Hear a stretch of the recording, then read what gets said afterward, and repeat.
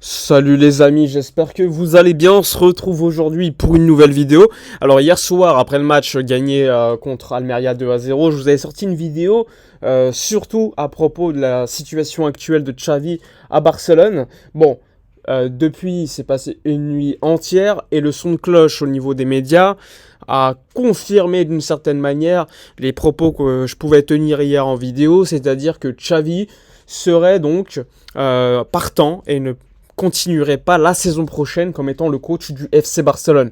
On le rappelle, il y a environ 2-3 semaines, il y avait eu une réunion entre le Barça, donc Laporta, Deco, Joan Soler, Boyan, bref, il y avait toute la direction sportive du Barça, ainsi que Xavi, afin de tout soudainement décider de la continuité de Xavi, alors que plus tôt dans la journée, il avait été décidé lors d'une réunion entre le board que Xavi n'allait pas continuer. Bon, on peut se dire, la direction sportive, c'est normal qu'elle ait le choix au niveau de tout ce qui est sportif. Donc ils ont décidé de continuer avec Xavi.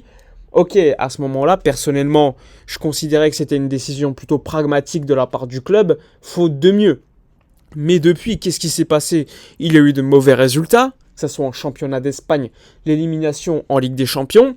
Bref, on s'est dit, ça commence à ne pas sentir bon pour Xavi. Surtout si la deuxième place lui échappe. Bon, finalement, la seconde place du championnat d'Espagne devrait revenir à Barcelone, ce qui assure environ 15-20 millions d'euros de plus que si tu avais terminé 3e ou 4e. Donc c'est quand même assez important de finir à cette place, même si évidemment quand tu es supporter du Barça, tu t'en fous. Tu veux la première place, c'est légitime. Mais il faut être également pragmatique et comprendre que si tu finissais pas deuxième, pas de Supercoupe d'Espagne, moins de droits TV, etc. Il y a pas mal de choses qui entraînent. Et évidemment, vu les conditions économiques actuelles du Barça, des conséquences plutôt dommageables pour la suite et pour le mercato. Moi, une fois qu'on a dit cela, qu'est-ce qui s'est passé? Il y a eu une conférence de presse hier. Déjà, on revient juste avant les propos concernant Victor Roque et la situation, la gestion du Brésilien avait été critiquée vivement par les médias, ce qui était légitime, hein, parce que selon les médias, le club ne considérait pas Victor Roque comme étant haut niveau, alors qu'on venait d'investir beaucoup d'argent sur lui.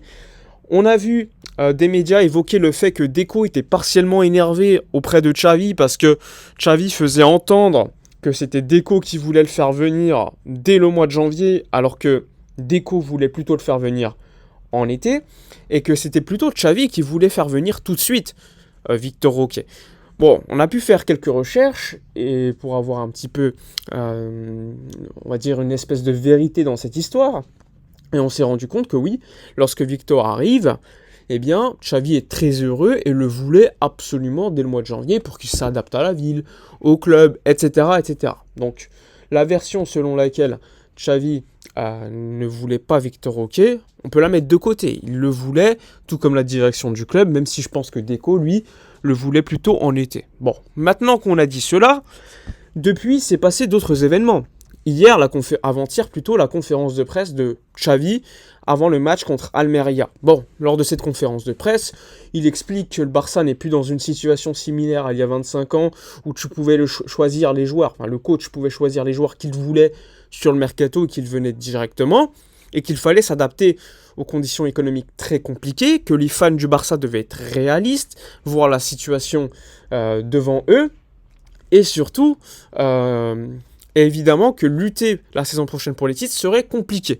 Bon, un discours quand même assez négatif de la part de Xavi. Et c'est ces propos qui ont donc mis le feu aux poudres, selon les médias, et que Laporta n'aurait pas accepté ces propos parce que lors de la réunion où il a été confirmé comme coach, eh bien Xavi aurait dit, afin de continuer, qu'il était motivé d'avoir cet effectif et qu'évidemment, il allait accepter d'une certaine manière le mercato comme il arrivait. Même si évidemment lors de ces réunions, je le rappelle, il avait été prévu qu'en retour du 1 pour 1, Nico Williams, Bernardo Silva ou encore Kimmich étaient des joueurs pistés par le club, on le rappelle. Maintenant qu'on a dit cela, selon les médias, Laporta se sentirait trahi par ces propos qui sont certes très négatifs, mais qui peuvent également être très réalistes. Hier, après le match, Xavi s'est exprimé parce que les médias lui ont posé la question. Alors, ces propos-là, Pourquoi les avoir dit? Est-ce que vous les confirmez de nouveau? Est-ce que vous allez partir? Déjà, Xavi a confirmé qu'il allait continuer à 100% à Barcelone l'été prochain. Ensuite, il a confirmé une nouvelle fois ses propos en disant oui, la situation économique est compliquée, c'est la réalité, mais on va tout faire pour se battre, pour lutter pour tous les titres, et surtout, le club travaille pour améliorer cette situation économique afin d'avoir un meilleur mercato.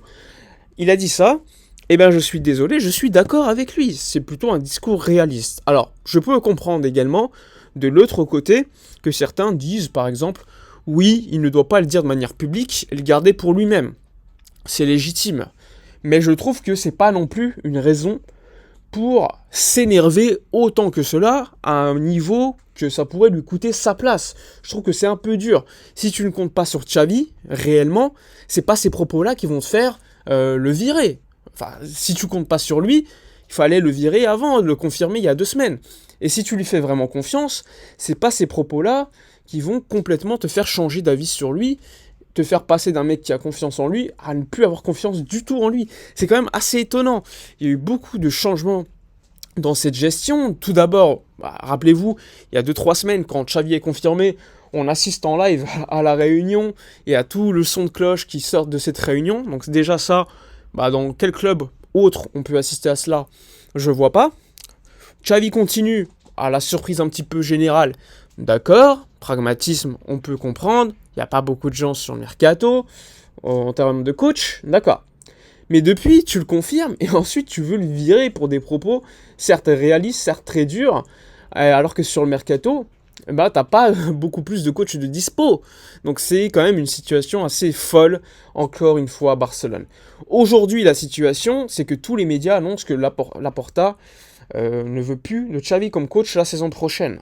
Alors, est-ce que c'est réel ou pas? Si tous les médias le disent, c'est qu'il y a une réalité, on va pas se mentir. Surtout qu'hier, après le match, Rafa Yuste est interrogé, est-ce que Xavi va continuer? Il répond pas.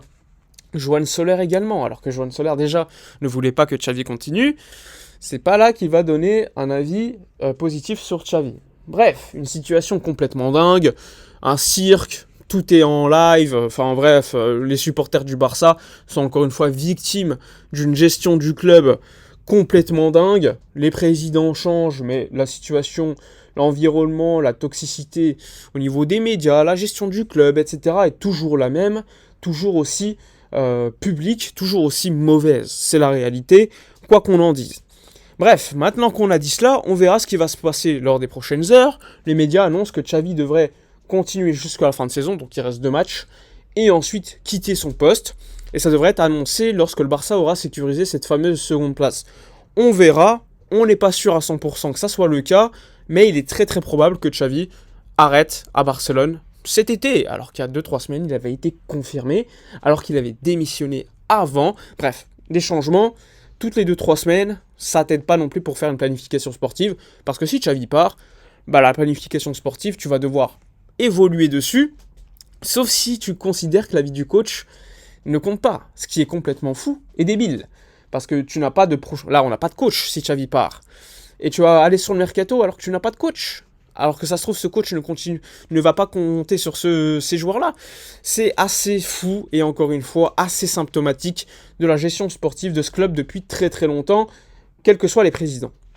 Bref, voilà pour la vidéo. Dites-moi dans les commentaires vos avis, likez, commentez, partagez. On est fatigué de ce cirque, mais bon, on est obligé de vous relayer ça. Moi, je vous dis à la prochaine et d'ici là, comme d'habitude, portez-vous bien.